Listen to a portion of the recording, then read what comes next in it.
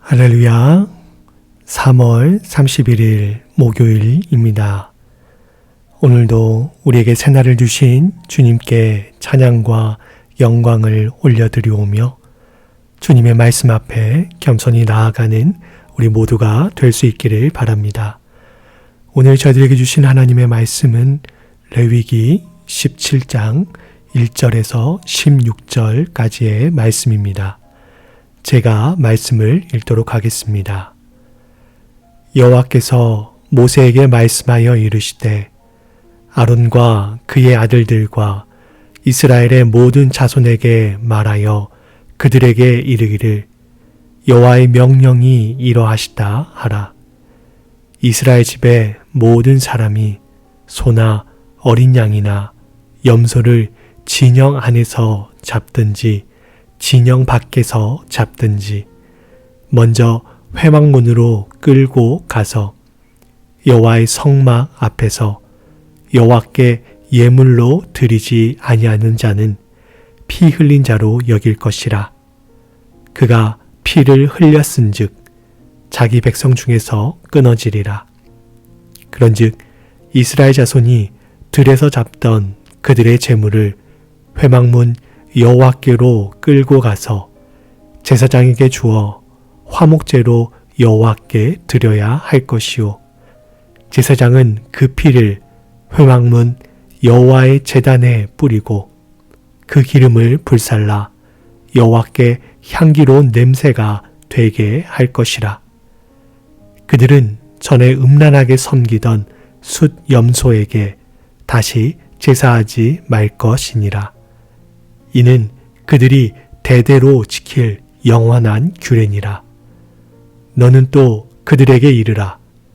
이스라엘 집 사람이나 혹은 그들 중에 거류하는 거류민이 번제나 제물을 드리되 회막문으로 가져다가 여호와께 드리지 아니하면 그는 백성 중에서 끊어지리라. 이스라엘 집 사람이나 그들 중에 거류하는 거류민 중에 무슨 피든지 먹는 자가 있으면 내가 그 피를 먹는 그 사람에게는 내 얼굴을 대하여 그를 백성 중에서 끊으리니 육체의 생명은 피에 있음이라. 내가 이 피를 너희에게 주어 제단에 뿌려 너희의 생명을 위하여 속죄하게 하였나니 생명이 피에 있으므로 피가 죄를 속하느니라. 그러므로 내가 이스라엘 자손에게 말하기를 너희 중에 아무도 피를 먹지 말며 너희 중에 거류하는 거류민이라도 피를 먹지 말라 하였나니 모든 이스라엘 자손이나 그들 중에 거류하는 거류민이 먹을 만한 짐승이나 새를 사냥하여 잡거든 그것의 피를 흘리고 흙으로 덮을지니라. 모든 생물은 그 피가 생명과 일체라. 그러므로 내가 이스라엘 자손에게 이르기를 너희는 어떤 육체의 피든지 먹지 말라 하였나니 모든 육체의 생명은 그것의 피인즉 그 피를 먹는 모든 자는 끊어지리라. 또 스스로 죽은 것이나 들 짐승에게 찢겨 죽은 것을 먹은 모든 자는 본토인이거나 거류민이거나 그의 옷을 빨고 물로 몸을 씻을 것이며 저녁까지 부정하고 그 후에는 정하려니와 그가 빨지 아니하거나 그의 몸을 물로 씻지 아니하면 그가 죄를 담당하리라. 아멘. 본문은 이스라엘 백성들이 하나님께 제사를 드리기 위해 가축을 도살할 때 지켜야 할 규례를 다루고 있습니다. 하나님께서는 이스라엘 백성들이 하나님께 제사를 드리기 위해 소나 양, 염소 등을 도살할 때에는 반드시 먼저 회막문으로 끌고 가서 회막 앞에서 잡고 그곳 회막에서 모든 제사를 드리도록 명령하셨습니다. 왜 하나님께서는 가축을 도살할 때 회막문으로 끌고 가서 잡으라고 하셨을까요? 그 답을 7절에서 찾을 수 있습니다. 7절에서는 그들은 전에 음란하게 섬기던 숫 염소에게 다시 제사하지 말 것이니라 라고 말씀하고 계십니다. 여기서 말하는 숫 염소는 이스라엘이 애굽의 노예로 있을 때 애굽 사람들이 섬기던 우상 중 하나입니다. 이 수점소 신은 남자의 생식을 주관하는 신으로 알려진 판이라는 신인데 이스라엘이 애굽에 있을 때 애굽 사람들의 우상 숭배의 모습을 배워 섬겼던 것 같습니다. 하나님께서는 가축을 도살하는 그 과정을 회막 앞에서 하게 하심으로써 이스라엘 백성들이 가축을 하나님이 아닌 다른 우상 숭배의 제물로 사용하지 못하도록 막으신 것이죠. 레위기는 하나님의 백성들이 어떻게 하나님의 백성답게 거룩하게 살 것인가를 담은 책입니다. 하나님만을 거룩하게 섬겨야 할 백성들이 하나님이 아닌 다른 우상을 숭배한다면 어떻게 그들이 거룩한 백성이요 또한 하나님의 백성이라고 할 수 있겠습니까? 과거에 그들이 우상을 숭배했을 수도 있습니다. 그러나 이제 하나님의 언약 백성이 된 지금부터는 결코 하나님 외에 다른 신들을 섬기지 말아야 할 것을 하나님께서 말씀해 주신 것이라 할 수 있습니다. 저와 여러분도 하나님의 백성이지요. 하나님은 자신이 받을 영광과 찬송을 우상에게 돌리고 싶어 하지 않으십니다. 우리가 오직 하나님께만 영광과 찬송을 돌리기를 원하고 계십니다. 우리의 마음이 오직 하나님께만 향하기를 원하고 계십니다. 과거 우리의 마음이 하나님이 아닌 다른 것들에게 빼앗겼을 수도 있습니다. 중요한 것은 과거가 아니라 하나님의 언약 백성이 된 바로 지금입니다. 바로 오늘 우리의 마음이 오직 살아계신 우리 하나님께만 향하기를 원합니다. 그 어떤 것도 우리의 우상이 될 수 없음을 고백하시고 그 어떤 것도 하나님을 대처할 수 없음을 고백하시고 그 어떤 것도 하나님보다 위에 있지 않음을 고백하고 그렇게 살아가는 저와 여러분이 될 수 있기를 주님의 이름으로 축원드립니다. 이어서 오늘 본문에서는 도살하는 과정에서 나오는 가축의 피에 대한 처리 규정에 대해서도 말씀하고 계십니다. 화목제물의 경우 고기는 나눠 먹지만 그 피는 제단에 뿌려야 합니다. 일반 도살의 경우에도 피는 먹지 말아야 하며 땅에 쏟아야 합니다. 그리고 또 흙으로 덮어야 합니다.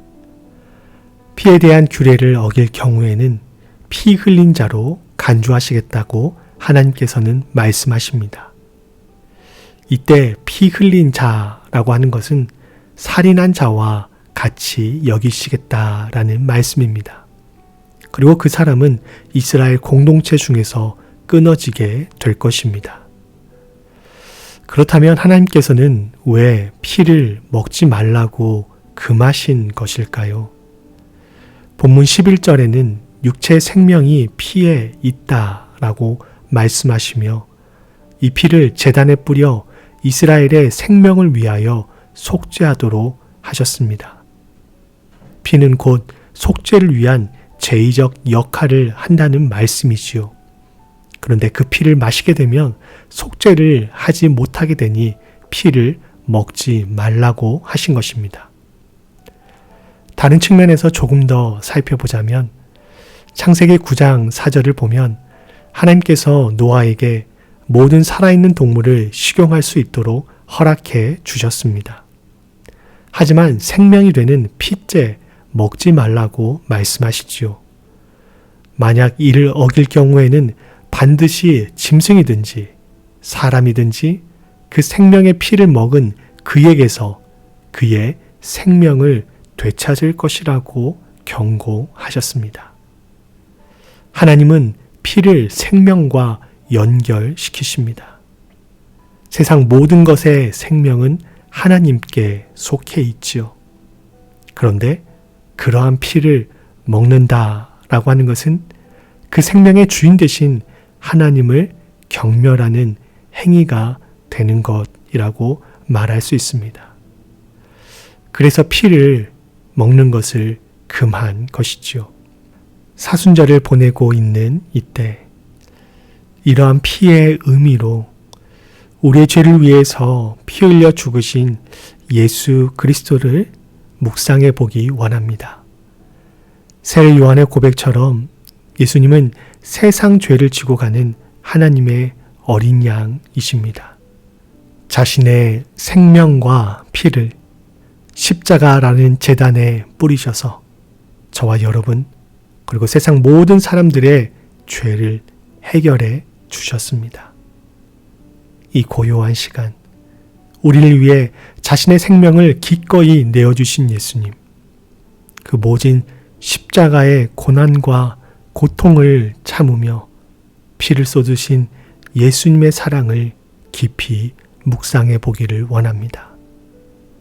그 사랑으로 거듭난 우리, 오늘 하루를 어떻게 살아야 할지, 앞으로 우리는 어떤 삶을 살아야 할지를 고민하고 기도하며 결단하는 은혜가 우리 모두에게 있기를 바랍니다. 함께 기도하시겠습니다. 하나님은 가축 도살에 대한 규례를 말씀하시면서 이스라엘 백성들이 우상이 아닌 오직 하나님만을 섬기기를 바라시는 마음을 표현하셨습니다. 하나님의 은혜로 출애굽한 이스라엘이 하나님과 언약을 맺은 언약 백성이 되었고 그들이 하나님만을 섬기는 것은 당연한 것이었습니다. 오늘 저희 역시 하나님의 은혜로 구원받은 하나님의 언약 백성들입니다.